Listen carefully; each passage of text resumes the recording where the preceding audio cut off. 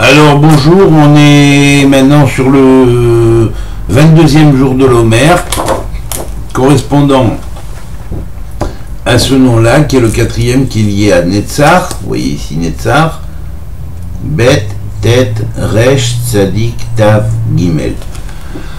Voilà, donc c'est ce nom-là qui va être le nom qui va passer dans cette quatrième semaine de Homer. Et bien sûr, chaque jour va être éclairé par une des lettres avec l'anagramme qui représente selon ce qu'a transmis Rabbi Nechonia ben Akana, et bien sûr le nom même, l'anagramme, donc, est celui-ci. Le bet c'est Barchem, le tet c'est Taharem, Rachamem Mem, Tzedkatecha, Tamid Gomlem. Alors voilà, donc ce qui signifie bénis-les, purifie-les, sois leur miséricordieux, comble-les de tes grâces, Dieu juste.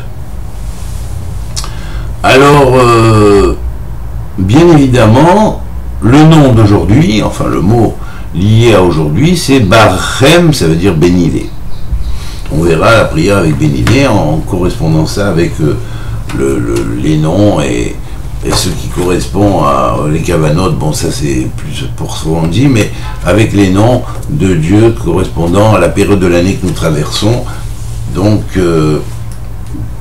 on mettra en application tout à l'heure cette formule, mais au moment de faire la prière, maintenant on va expliquer d'abord la signification de la quatrième semaine en général, donc est le premier jour de la quatrième semaine qui va correspondre au Hesed, la bonté, la générosité, la foi, le don, la grâce, l'amour de Netzach, qui est vaincre et convaincre, et éternité, victoire, éternité. Alors bien sûr, il faut avoir la foi pour avoir la victoire de l'éternité. Il faut avoir, d'abord y croire, déjà, c'est fondamental, hein, et il faut aimer son prochain comme soi-même, tout au moins avant, ne pas faire de mal à son prochain ou ne pas lui faire ce qu'on ne voudrait pas qu'il nous fasse, et ensuite essayer de l'aimer comme soi-même, et ensuite bien sûr être généreux, apporter, essayer de faire le maximum de choses pour essayer d'apporter de manière désintéressée aux gens. Et donc voilà, ça c'est la base de la merveilleuse Mida que nous avons pris de Abraham.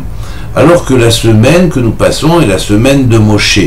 Moshe qui s'est dévoué pour le peuple d'Israël, qui s'est dévoué toute sa vie pour faire accéder, si on pourrait dire, à la loi de la connaissance qui permettrait, grâce au développement de la Torah, de mener à la Netzach, c'est-à-dire à cette victoire qu'on pourra avoir sur la mort et qui va permettre ensuite ce qu'on appellerait d'accéder au monde de l'immortalité, puisque Netzach veut dire immortalité.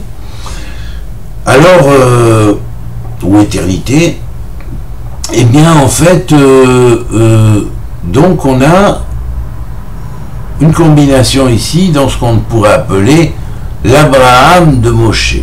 L'Abraham de Moshe, ça va désigner, si on pourrait dire, cette faculté qu'avait Moshe, cette tendance qu'il avait, non seulement de dévouement, de toujours plaider comme Abraham pour le bien du peuple, de toujours chercher les circonstances atténuantes, quand il pouvait, il essayait de tempérer les forces divines qui voulaient, on pourrait dire, briser le contrat parce que le veau d'or a été fait. Donc on va voir ici la générosité dans la vie de Moïse qui est semblable à cette générosité qu'a eu Abraham vis-à-vis de Sodome, quand il a plaidé pour Sodome, sauf que pour Sodome et Gomorrhe, il n'y avait pas de juste là-bas, à part Lot et ses filles, donc qui ont été délivrées par les anges, mais pour le reste de Sodome et Gomorrhe, c'était totalement ténébrique, donc ces deux villes ont été effacées. Et donc Moïse, lui, par contre, était différent. Il a plaidé et ça a réussi parce que il y avait beaucoup de personnes justes dans le reste du peuple d'Israël qui ne s'est pas donné à la faute du veau d'or. Malheureusement, ces personnes justes et droites ont toujours été reliées, si on pourrait dire, à cette Torah des premières lois, des premières tables, mais ils n'ont pas pu la vivre authentiquement, étant donné qu'après la rupture des premières tables, on a été lié aux deuxièmes tables de la loi, qui sont celles de la connaissance et compréhension de la Torah au niveau de Etzadat Tovara, c'est-à-dire de l'arbre de la connaissance du bien et du mal, et pour résoudre les problèmes de l'arbre de la connaissance du bien et du mal, alors que la première Torah, telle que Dieu voulait la donner, c'était, il voulait élever le peuple au-delà de toutes les imageries, et il voulait élever le peuple au niveau de l'arbre de vie, c'est-à-dire de la réintégration. Et donc cette Torah de l'arbre de vie, elle reste gardée pour la fin des temps, et c'est elle qui viendra à la fin des temps, puisque ce sera la nouvelle loi qu'on appelle, qui est marquée dans les prophètes, Torah mi ititetse, une Torah nouvelle sortira de moi, et ça c'est donc lié à la délivrance. Voilà. Alors maintenant, on voit le rapport entre les sciences, dans les sciences, entre cette combination de sphères. Alors bien sûr, quand on est sur la notion de Netzach, ce sont les sciences cosmologiques, astronomiques, astrologiques, et astrophaniques, et astrophysique, et toutes les sciences en astro et en cosmogonie, cosmologie, etc. Hein, les sciences qui parlent des cieux, des astres, des planètes, des mazals, l'autre, des signes et des lois du ciel. Alors c'est toutes ces lois, les lois du ciel, c'est dans cette semaine, toute la purification qu'avait le peuple d'Israël à faire, c'était se rendre apte à recevoir cette loi de la Torah du ciel, mais il fallait d'abord travailler avant tout le premier jour sur le chesed, c'est-à-dire sur la bonté, sur la volonté et la générosité, parce que ces lois-là, elles existent aussi dans les cieux et dans les astres. Les astres qui ont de la lumière transmettent aux astres qui n'ont pas de lumière. Eh bien, on pourrait dire que ça, c'est déjà la base même dans ce qu'on pourrait appeler chesed de Netzach. Vous voyez ? Alors, Gvura de Netzach, plus tard, on verra, bien sûr, chaque sphère, bien sûr, a sa signification dans la sphère combinée à la sphère de Netzach. Alors bon, ça, disons que nous sommes dans la générosité, dans l'apprentissage, la connaissance, la compréhension du service de Dieu, en connaissance de ses lois, des règles cosmiques qu'il a fondées dans les étoiles et dans les planètes, et en vouloir être en mesure de recevoir ses recherches et ses connaissances, alors bien sûr, il faut préparer le kéli, le récipient, pour comprendre ces choses-là, et ce récipient, on commence à le comprendre avec le chesed, le développement du chesed d'abord. Avant tout, de la justice après, de l'harmonie ensuite, ainsi de suite, on verra, ça c'est les autres jours, mais disons pour aujourd'hui, pour recevoir la bénédiction qui va nous permettre la compréhension de ces choses-là, cette bénédiction, on la reçoit de Dieu qui est, lui, a de multiples noms et a des noms différents en fonction de chaque place, de chaque planète, en fonction du tour que fait chaque planète dans chaque signe. Il y a des noms de Dieu qui s'illuminent à ces moments-là, et on est là dans une espèce d'astro-zophie et même d'astrophanie de la compréhension du monde de la divinité. Vous voyez ? Alors bien sûr, on pourrait parler de cosmogonie aussi, de génération des cosmos par les gènes divins des noms. Et donc, tous ces noms qui s'illuminent, ils sacralisent en fait l'espace. Et donc tout cela fait l'objet de ce qu'on appellerait dans la Kabbalah astrologique névoïque, c'est-à-dire la Kabbale prophétique astrologique. Alors bien sûr, elle est très peu connue, il y a Rabbi Abraham Boulafia qui en a un petit peu parlé, pas mal même, pardon, mais il a donné toutes les clés pour permettre de reconstituer le système. Et puis il y a aussi les grands maîtres comme le Hari, le Harachash et compagnie qui ont donné beaucoup d'éléments qui nous permettent de reconstituer ces choses. Alors bien sûr après il y a aussi évidemment la connaissance des techniques ou des méthodes des anciens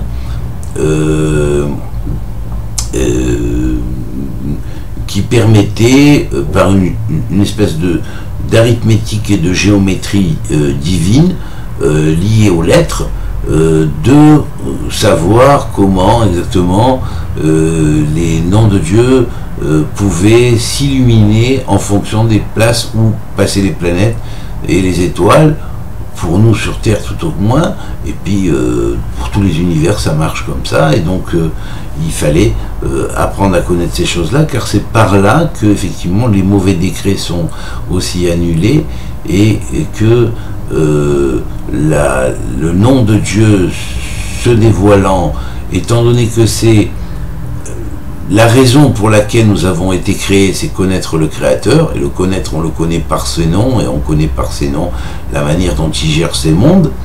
Alors bien sûr, quand on apprend cela, et qu'on l'apprend aussi, pas seulement quand on fait nos prières en disant, en comprenant à notre petit niveau terrien, des fois et bien souvent, mais également savoir que tout ça, c'est pas que sur Terre que ça se passe, c'est dans tout le cosmos, c'est dans les cieux, dans les univers, dans des univers qui nous dépassent complètement, et tous ces noms-là, ils sont là, ils illuminent ces mondes, et c'est eux qui donnent la substantialité de la lumière aux anges, et ainsi de suite. Donc tout ça, c'est ce qu'on appellerait la grande mécanique cosmogonique divine, quoi. Voilà, donc voilà. Alors bien sûr, maintenant on va passer à l'analyse de du nom de ce jour qui est, enfin du mot de ce jour sur la lettre bête qui est Balechem. Alors Balechem,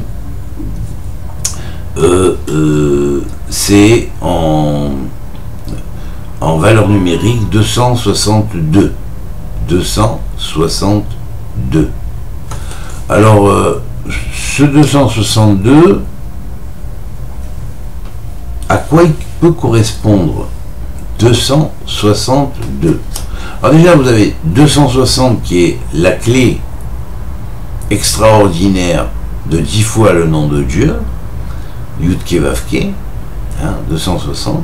Il reste 2. C'est notre libre arbitre au milieu. Alors Balachem, parce qu'on a toujours la possibilité soit de recevoir, soit de refuser la bénédiction. Donc, quand on dit que tu les bénisses, mais il faut qu'ils veuillent le recevoir. Il faut qu'ils veuillent le recevoir. Et oui, c'est ça le problème. Il faut qu'ils veuillent le recevoir.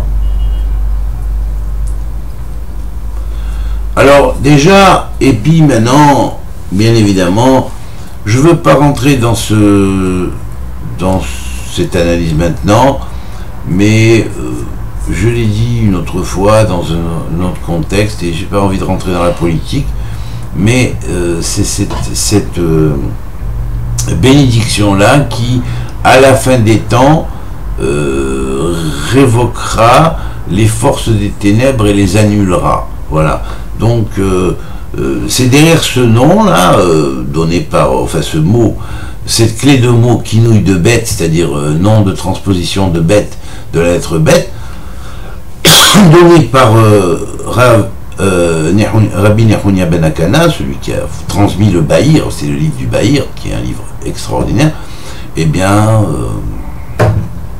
c'est la clé, à la fin des temps, de l'annulation des forces des ténèbres, et c'est grâce à cette annulation qu'il y aura un grand Nahaforou Vous savez, un grand nahaforou, ça veut dire une grande inversement, comme ça s'est passé à Purim, à l'époque d'Esther et de Mordoché, dans l'ancienne Perse et Mède, qui porte le nom de Iran aujourd'hui, l'Iran.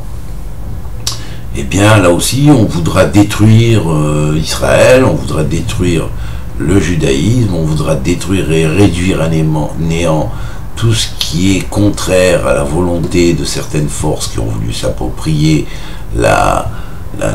eh bien non, il y a un judaïsme primordial quand même et avant tout, sans quoi il ne serait pas né, et parce qu'il a été brisé qu'ils sont nés, eh bien voilà, en fait il y a la grande mida que l'on appelle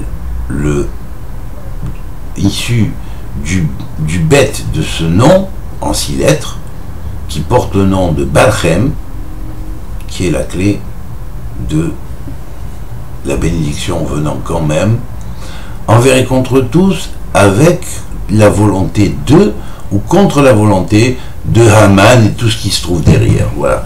Alors voilà, donc ça c'est le grand secret d'Israël, et donc on va faire maintenant la prière de ce jour-là, qui est le 22e jour de l'Omer, et puis n'oublions surtout pas que le nombre 22 est clé ici. Hein.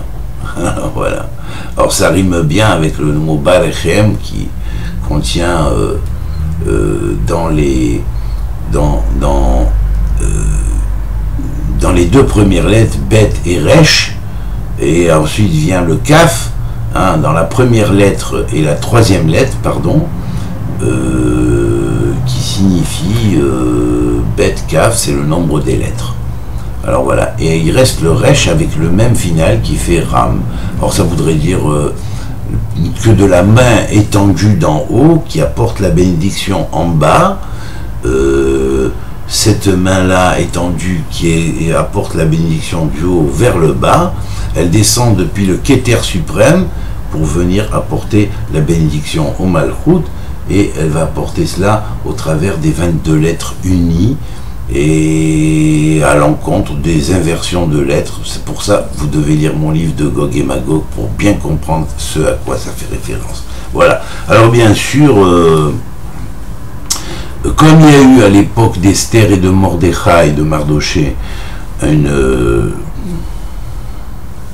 méapecha, c'est-à-dire une révolution, une mise à l'envers des choses qu'on voulait mettre à l'envers, et bien là, le projet d'Aman qui était d'éliminer systématiquement tout le peuple juif, petits, grandes, femmes, tout, ainsi de suite, et enfants, eh ben, a été révoqué, et c'est finalement Aman et ses 10 enfants qui ont été pendus et qui sont revenus faire pendre un an aussi avant la résurrection de l'État d'Israël, qui a été déterminé par l'Éternel, parce que le temps de l'exil était terminé pour le peuple juif, qui est la base et le point de départ de la réunion de la totalité d'Israël. Voilà.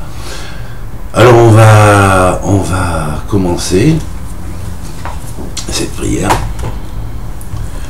Bohen klayot valev, bohen klayot valev aya ove veye dover kol davar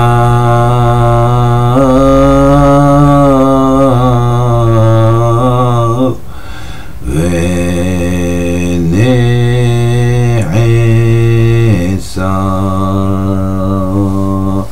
ha'olam kulo Mikoach Dvaro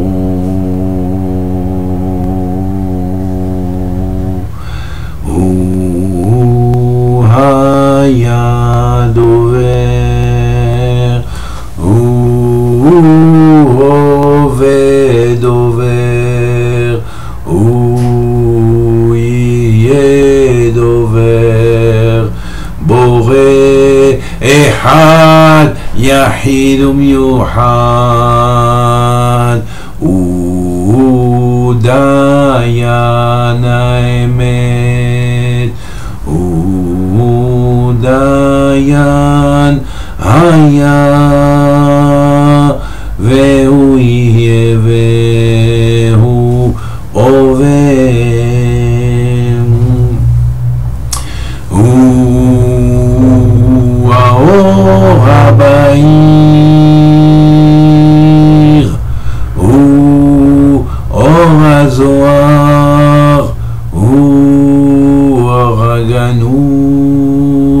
אור הגנוז היה, אור הבהיר הווה, אור זוהר יהיה תמיד, תמיד אחד, תמיד אחד, יחיד, תמיד אחד, יחיד ומיוחד.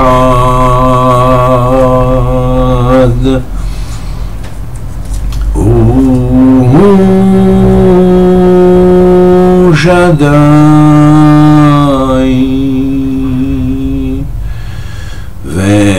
והוא תמיד היה, מעדני עדנים, ממאות למאות, אלפים ואלפים, ונצח נצחים, היה הווה ויהיה אחד, יחיד ומיוחד. הוא קרוב לכל קוראיו, הוא רואה כל דבר וחי, ושמו אחד, הוא תמיד תומר בריאתו, והוא ברוך ומברך כל דבר שהוא היה הווה ויהיה אחד, יחיד ומיוחד. הוא עזיז, הוא עזיז, הוא עזיז היה, עזיז אויבי, עזיז יהיה, והוא היש של כל דבר, יש מאין יצא, הוא העין והיש,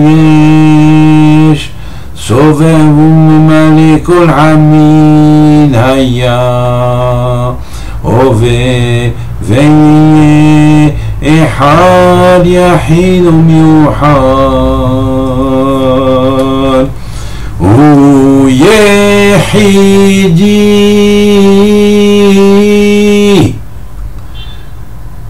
המעורר כל יחידה,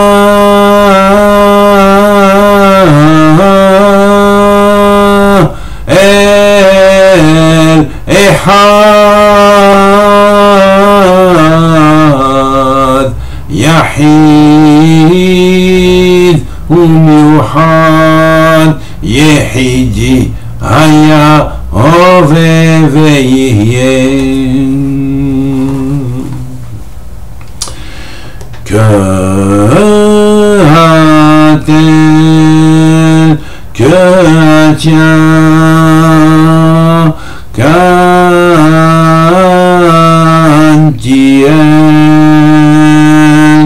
al-shimel, tout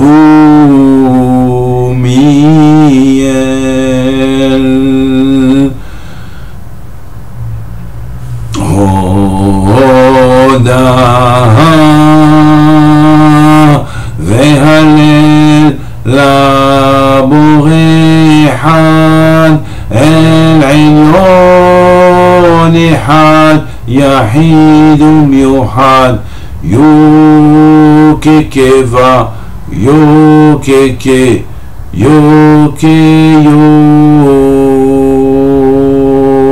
יובדה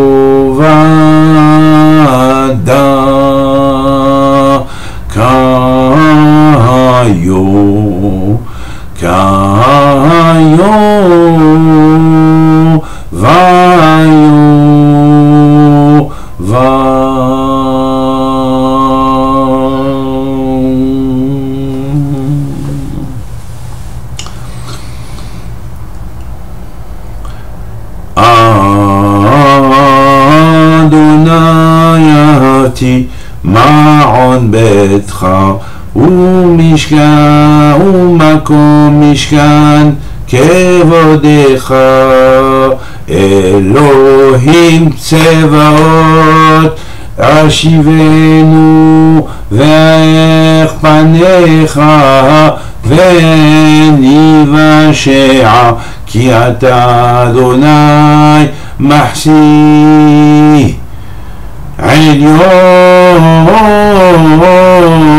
שמת מעונך, שמע אדוני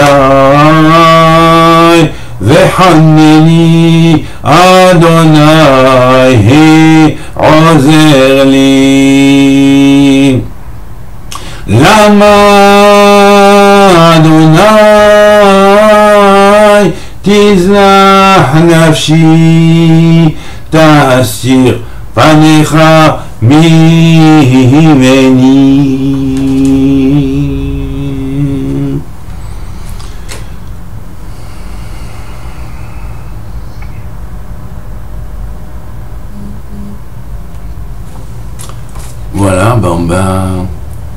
Voilà, on a fini le 22e jour de l'Omer. Et ben, on continuera plus tard les jours à venir avec les deux dieux. Allez, que Dieu vous bénisse à tous en ce jour de Belachem. Alors Belachem, qui vous purifie les cœurs déjà pour préparer le 23e jour et la suite de l'extension de ce nom merveilleux. Voilà, alors que Dieu vous bénisse et à très bientôt. Kol Touf.